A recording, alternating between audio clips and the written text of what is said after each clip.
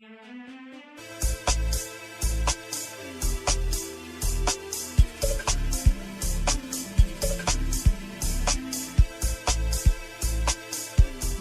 welcome to BPM. Today I have a local guest, Miss Adebayo. Hi, you can unmute yourself. Hi, good evening. How are you doing? Yeah, I'm good. You know, I want to say something like, you may enter. Welcome to, actually, you know what? Saying that, welcome to my office. You know, this is my office. And I think my camera's moving. Wait, is my camera moving? Trying to get this right, man. I'm trying to stay center. Am I in center? Yeah, I'm in the center. So what's going on, man? What brings you? Actually, no. The reason why I got you on the show is because you know, I think it's my sister.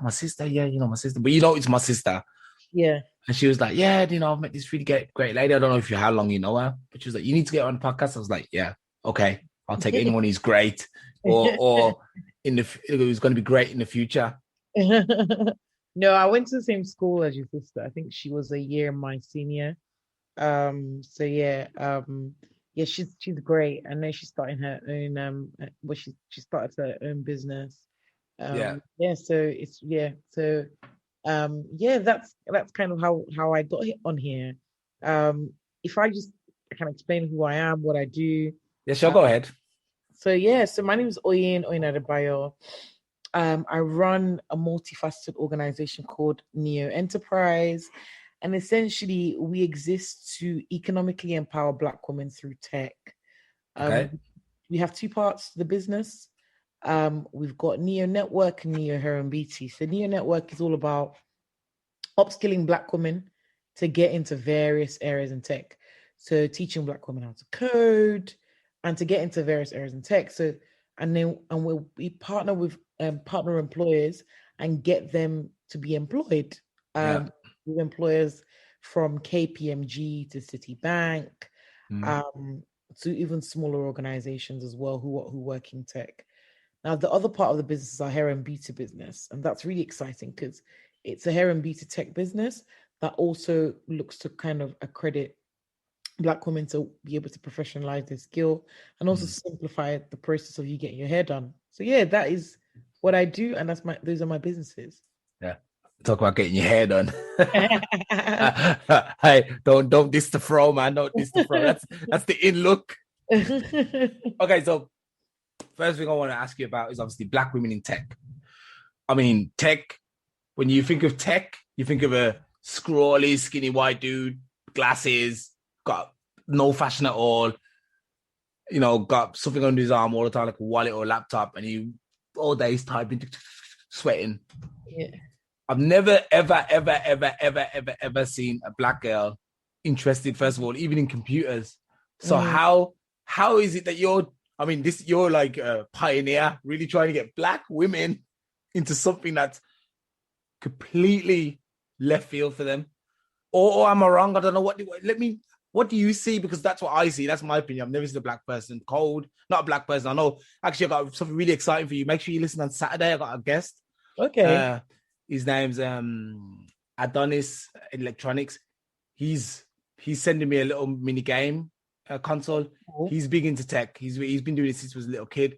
Amazing guy. Amazing. So if you can stay tuned on Saturday for that. Okay. But yeah, what does it look like when you say Black woman and tech? What's the perception? So people think tech is just like one-sided. You know, tech is the reason why we're here. Like in terms of we're speaking on Zoom, and it's very, very diverse in terms of technology. So one thing I'm trying to do is to make Black women understand that it's not just coding a website, but it's also to do with robotics, the security of our websites. It's also to do with games, as you said, building virtual reality spaces, and things like that. But anyway, you are right. The representation of Black women in tech is near to nothing. Yeah. According to the British Computer Society, is 0.7% of the tech industry is full of Black women. So that's like near enough. Or is that like women? Is that like women in general? Black women in tech. Okay.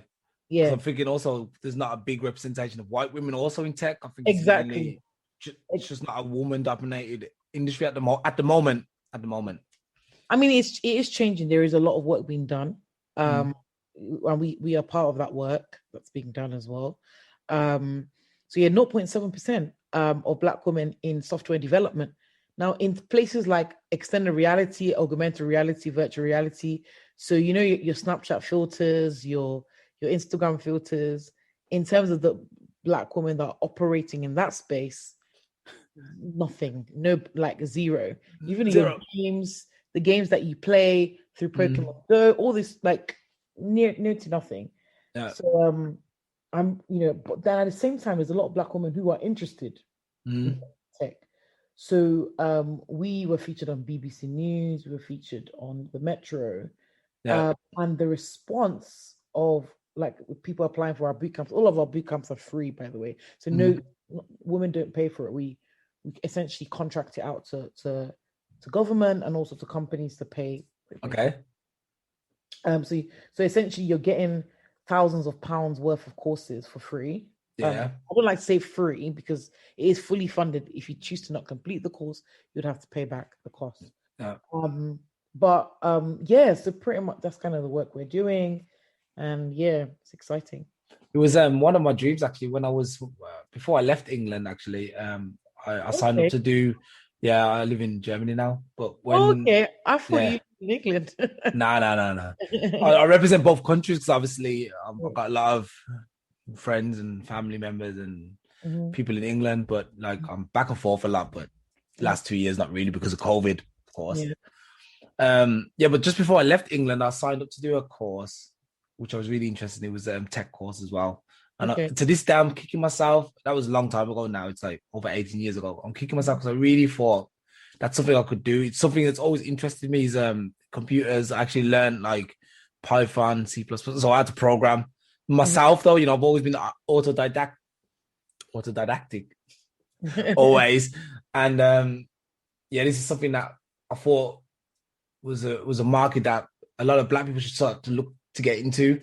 We're still underrepresented, not just the women, but the men too. Like I know one guy who does it. He's also from Birmingham, and he lives in Germany as well. So it was really funny that I met him, and we're from pretty much the same place in England.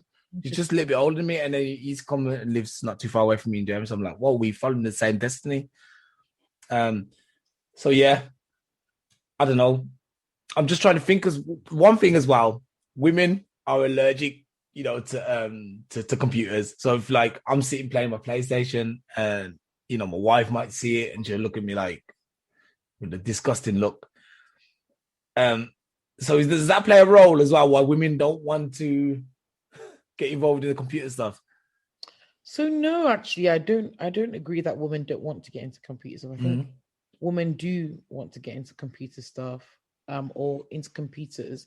I think it's just that understanding in terms of the PlayStation. Of course, I understand from like your wife's perspective, FIFA or whatever. I think it's just about making sure that the things that we are engaging with women on basically appeal to women. I'm sure if you were to build a Sims game that was like, I don't know, I don't want to be too stereotypical. Not all men like FIFA, not all women, might like a fashion game. But I'm sure if you put in Sims on your PlayStation, your wife will jump to play Sims. So I guess it's about making sure that those things kind of attract women as well. There's a lot of demand for women wanting to come into tech. Sure. But actually, funny enough, you're talking about Germany. We've had German companies approach us to see what they can do in Germany as well. Yeah. Because again, there's this huge problem. Yeah. I don't know what it is. Also, like I think to myself, like I was to think of a woman and say, okay, she's going to be, I don't know, programmer. I think she'd probably rather stand on the other side and like take a selfie or something, but would it be? It's about getting these girls to say, instead of taking a selfie, why don't you learn how to do a selfie instead? How it's created and programmed. So yeah, I think it's a long road. I think it's a hard road, but I praise you for doing it because I feel like I think it's just these stereotypes that exist, and women shouldn't be doing computers. Now I don't like that. It's the same with like engineers. I also think like mechanics. Like mechanics, you very rarely see a woman in the workshop or in a garage fixing cars. And I love it when I see them like, wow, this is amazing. We're moving forward, and it shouldn't always just be left to guys, or whatever. So so I guess my next question was how and why did you start the Niyo Enterprise? So yeah, Niyo Enterprise started off, and it's started off with the aim of economically empowering Black women through various ventures. I really just wanted to build an ecosystem where I saw Black women economically empowered, basically across the globe. It started off with hair, actually. It started off with hair and beauty. We are still in the hair and beauty space, as I said earlier on. I started doing hair for my friends. I built up my clientele for over 300 people. And as I was having conversations with friends, one of the common theme was that, we just need to be empowered economically somehow. And it going into, talking about business, and then people really wanted to get into tech, actually. So, what you're talking about, a lot of Black women don't want to get into tech. They wanted to get into tech because they see the economic opportunity. Yeah. So yeah, that's kind of how it started. And I really just wanted to break the vicious cycle of poverty amongst Black women. Yeah. I'm really passionate about that. So yeah, pretty much that's kind of how it started. I'm just trying to figure out how you link hair and tech.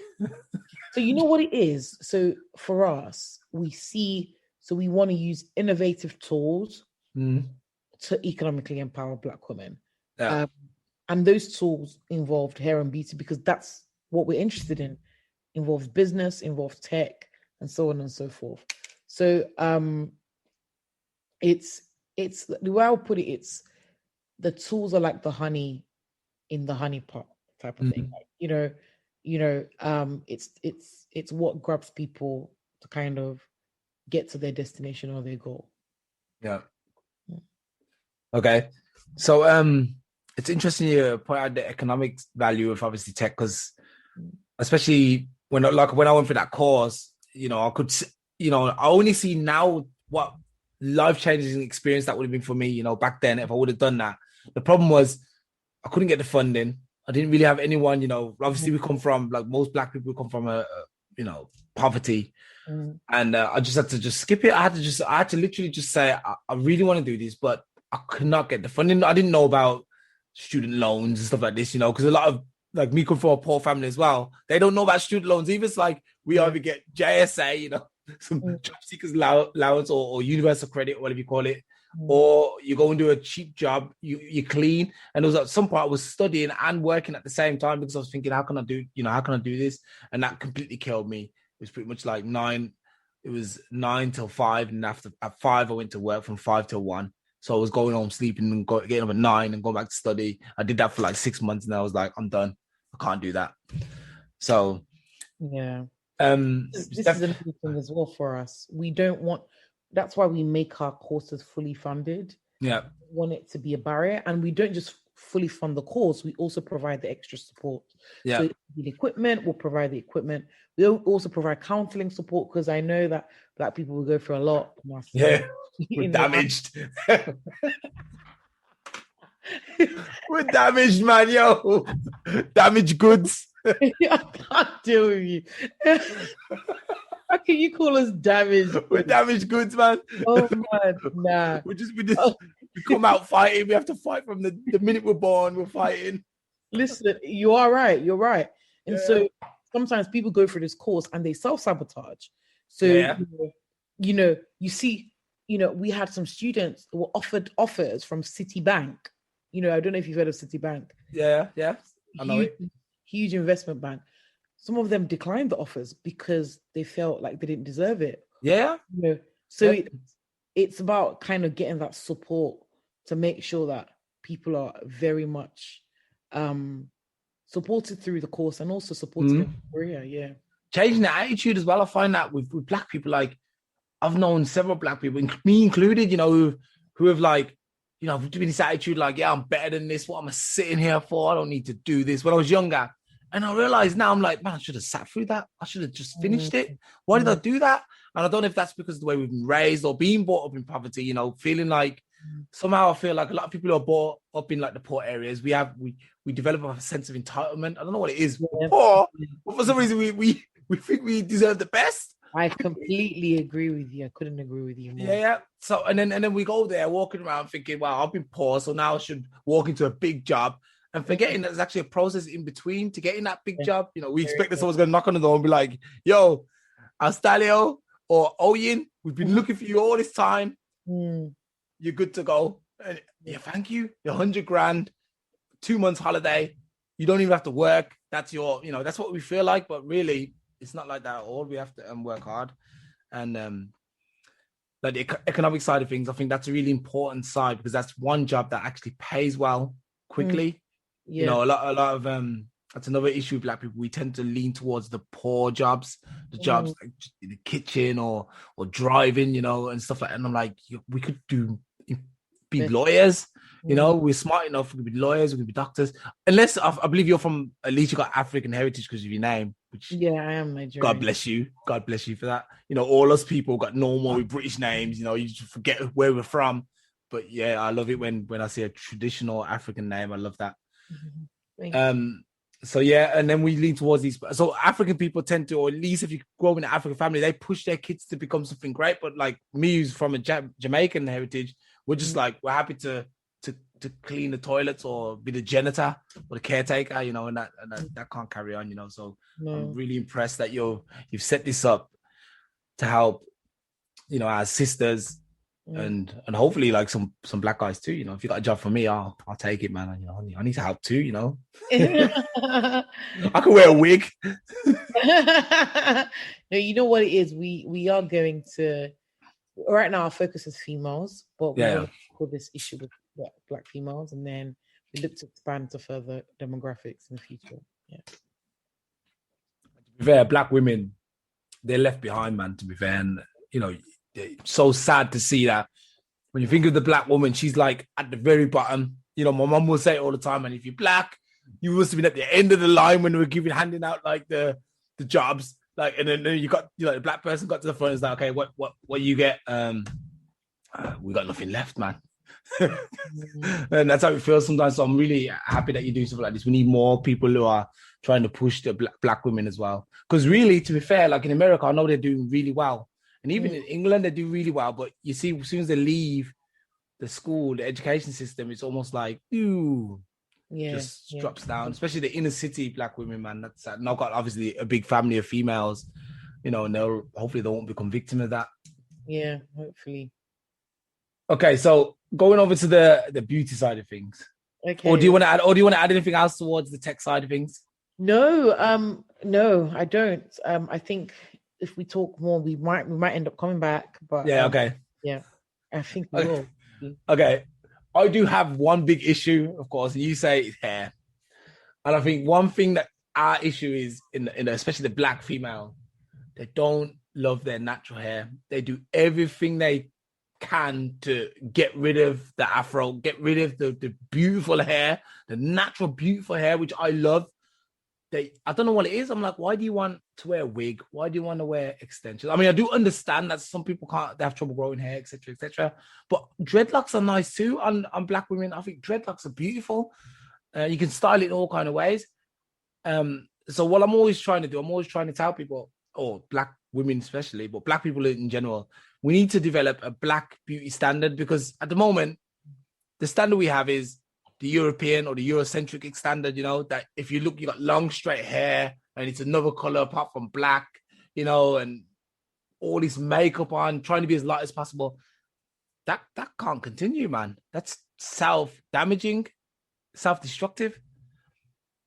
You have to understand that the reason why we have these challenges is very endemic in terms of it's generations upon generations about certain beauty standards that we've developed over the years, and it's not going to I think the approach that some of us have had in terms of you need to go natural, you need to wear dreads, has not really done the same thing that those European beauty standards have done.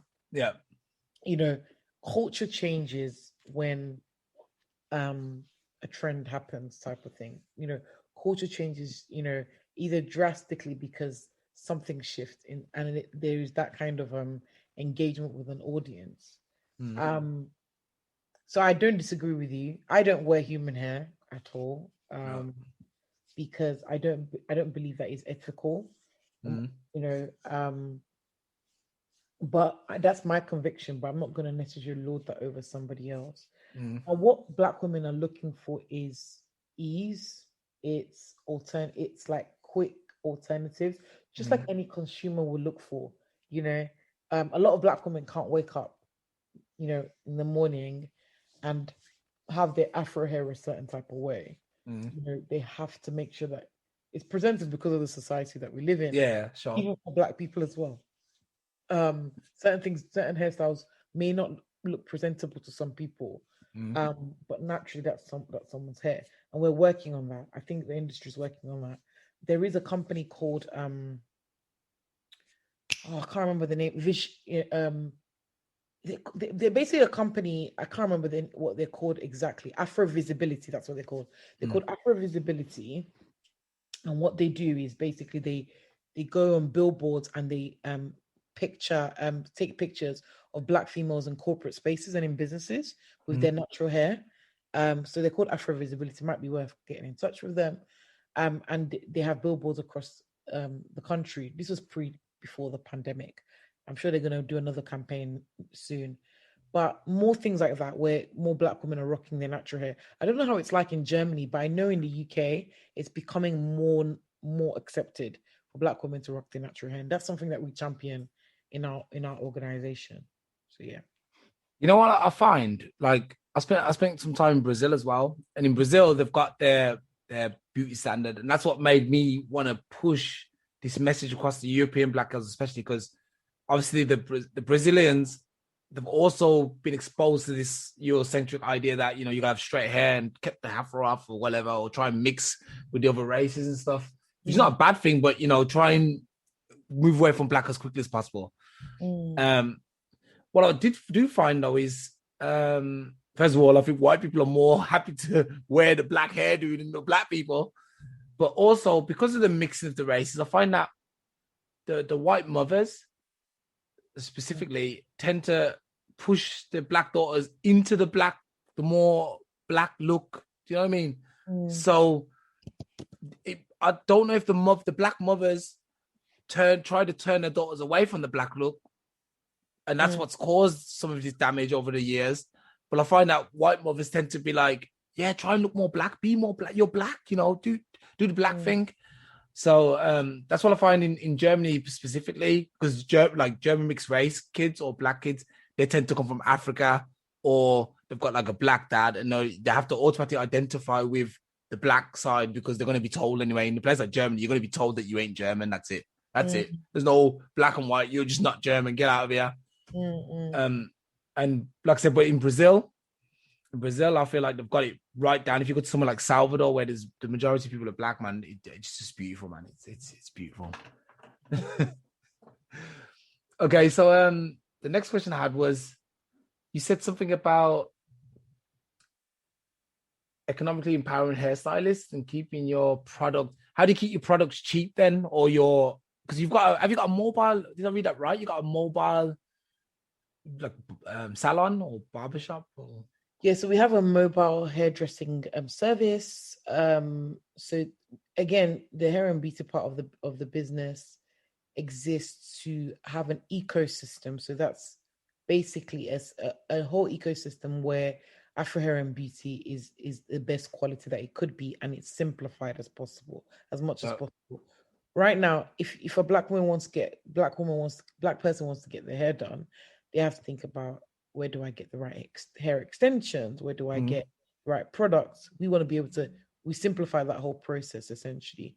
And at the same time, we economically empower stylists by training them to the standard that they should have, and also putting more money in their pockets as well. So yeah.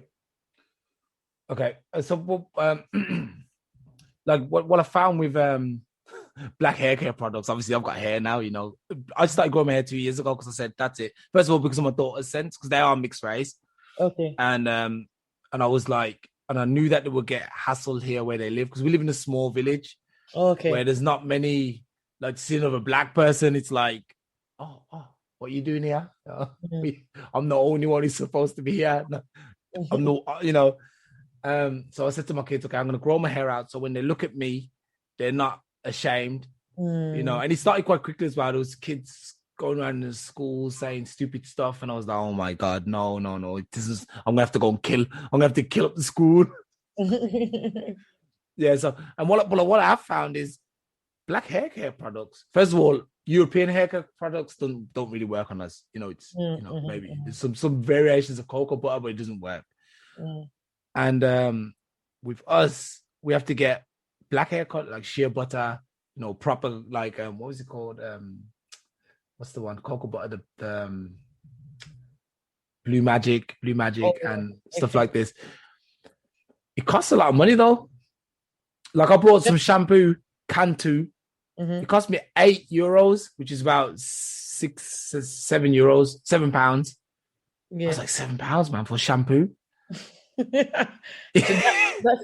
That's the thing. Anything lower than that, you should be worried about what the quality that you're putting. Yeah, to be honest.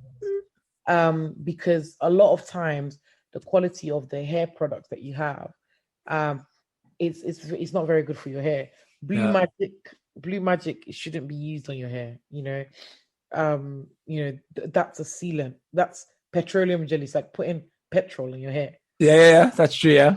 So you have to look at your hair as an investment, which is again what we're talking about. I think the reason why a lot of black women just don't. I don't think it's just black women don't want to rock their natural hair or don't want to bring out their natural hair. It's also, we have to remember that this natural hair movement is very new. So there's not a lot of alternative products out there. You think about economics, it's about supply and demand, right? The reason why you probably can get a bag of sugar for £1 is because there's a lot of supply of it, and because there's a lot of demand for it. The demand and the supply of a lot of the products that we're using are only just getting matched up, right? There's no standard. So for now, we will have to look at it as we're investing into our natural hair in different ways. And as we grow, as the industry grows, and the industry becomes more formalized, things will start to naturalize a little bit. Years ago, when the natural hair industry was still a bit new, that sounds bizarre. Natural hair is new, like natural hair, like it's a new thing, right? Products were a lot more expensive. Now things are getting a lot more cost effective for the consumer. So it's a case of looking at it as I'm like, okay, I'm investing in this for my child and so on. So yeah. I don't know, man, but have you ever seen the price of a wig? Or even these extensions. Yeah, that's expensive, man. That's like, and if you get the right chick or girl, she's probably gonna have 20 of those things. Yeah, exactly. And then there's the other issue where that's true. Black women are so passionate about their hair, but why are they not owning like hair shops? So this is the thing. We could talk about this for ages. I had to move. So I think, so this is what we're trying to do. We're trying to build this ecosystem where it's easy and to get black women to have a piece of the pie, right? The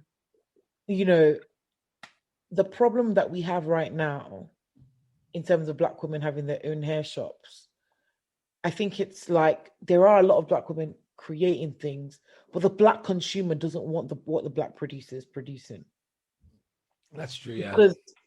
Because it's not convenient enough for us. Just like you just said, if your friend just launched her own hair and beauty product and she tried to charge you €30 for it, which is what black founded businesses would charge, right? You're gonna pick your Cantu, but you wouldn't know that Cantu is actually owned by a white man at the moment. Okay, right? It's owned by I can't remember the name of the group company. It's basically owned by a group of companies. They were sold to a group of companies that own Ilamaska, that own Glossybox, and those people.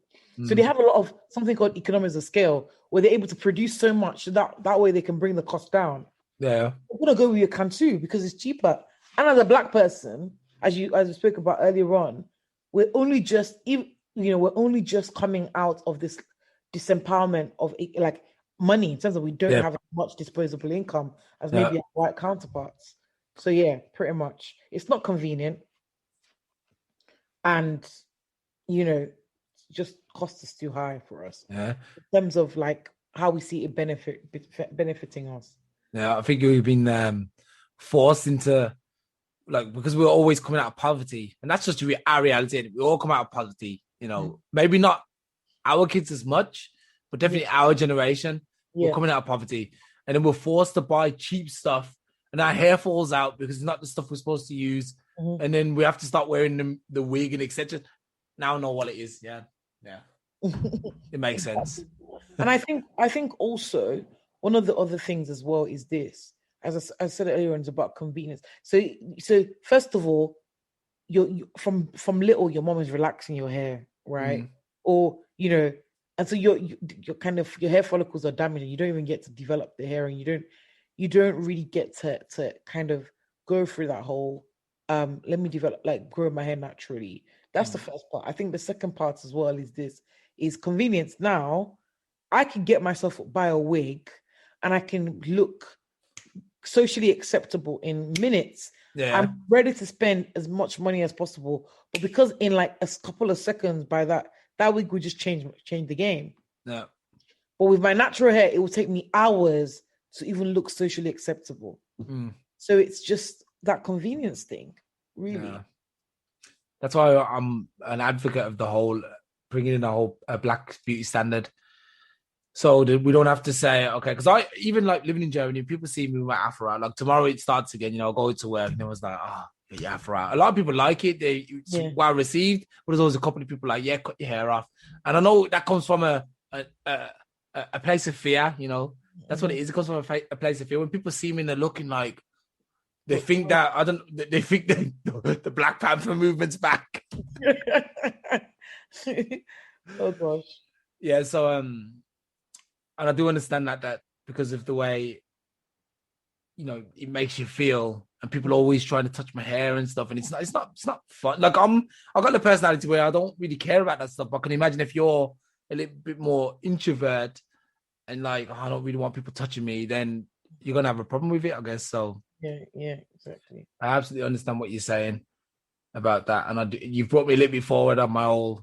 Yeah, black women should just take off the wigs, take out the extensions, just have a bald head, man. Just bald your head. It's Bella. Tiffany, Tiffany Haddish.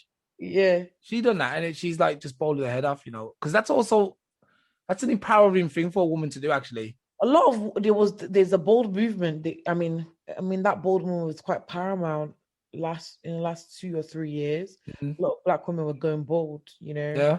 It was a cool thing to do, but I think because we're such a trendy group of people, we're trendy. Follow trends. We will follow trends. So next year, an in thing might be as only cut half of your hair off or something. We will follow that trend. Right now, the trend is actually either the end of the spectrum, which is like lace frontal wigs that that don't look like your natural hair at all. That's the European standards, or it's actually very much Afrocentric. So like the faux locks and the different types of locks now. So you can see that there's those two extremes. Yeah, and like I said, I think maybe I'm not really a trend follower. Yeah, I consider myself a trendsetter. but what trend have you set? I'm gonna send you some pictures. I'm gonna send you some pictures, and you're gonna see the couple of years. People are gonna be following that trend. The thing is, I think, but then again, trends just go around in circles, and it basically just come back. So even if I say and try and lay claim to that trend, Someone did it a long time before me anyway, so I don't actually think you can ever start a trend. I don't think. Yeah. Okay, so actually, I wanted to go back to the tech side of things because I don't think you actually did. You explain to me what the boot camp was? You said you do a boot camp. Yeah, we do a couple of boot camps actually, and actually, the aim is to be able to build that ecosystem in the boot camp stuff to support the hair and beauty stuff, because what we're trying to do with the hair and beauty stuff, we cannot do it as big as we want to do it without tech, basically. Now we run different boot camps. We run a software development one, which obviously has Python. It's got, we teach Python, we teach JavaScript, HTML, CSS, a lot of software development stuff to help you build any software, essentially, like an app or website. We also run an XR boot camp, which is all about building virtual reality experiences and spaces. Yeah. You can build a game. You can build a virtual reality app. You can build anything you want. Like you can make a Instagram filter, you name it. Yeah. So we've got the XR bootcamp. We've got the data analytics and project management.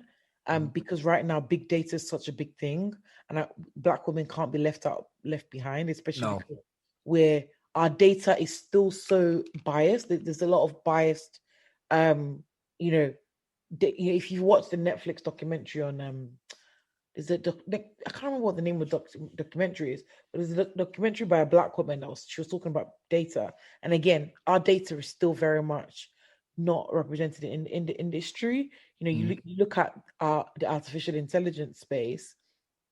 Still, a lot of software is unable to recognize a Black person's voice or Black person's face. People had a lot of those problems. So that's one of the boot camps. We've got one on cybersecurity, because it's so important that Black people are represented in this spaces in terms of how our nations are protected on the cyberspace.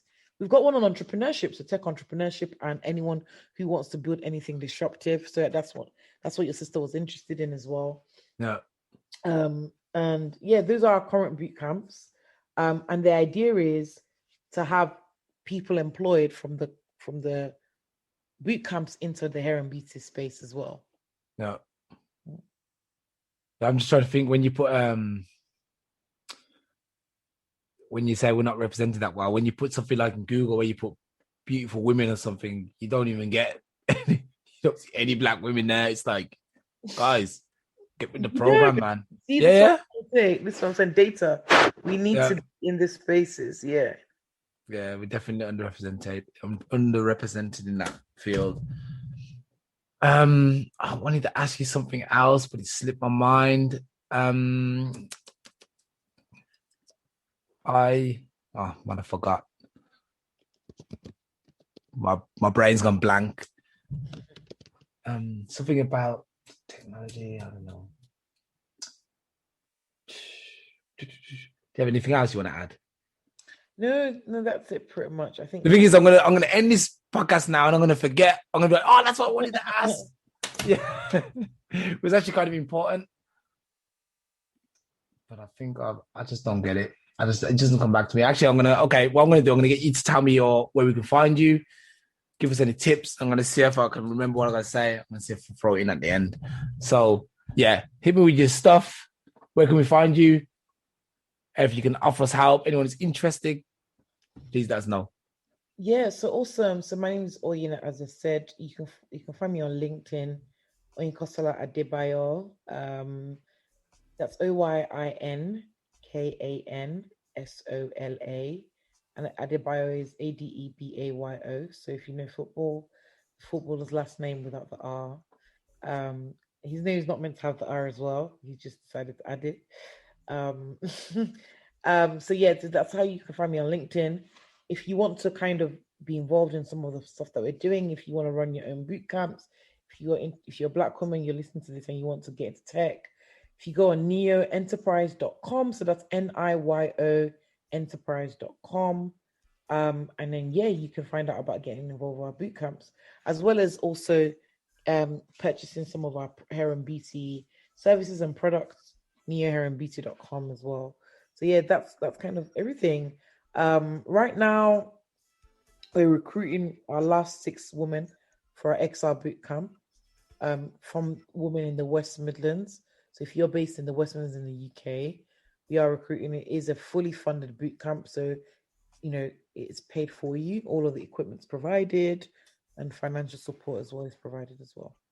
Yeah, and I'm going to just add to that, but you should definitely take this opportunity if you're a woman of color, because it's going to be really good in the future.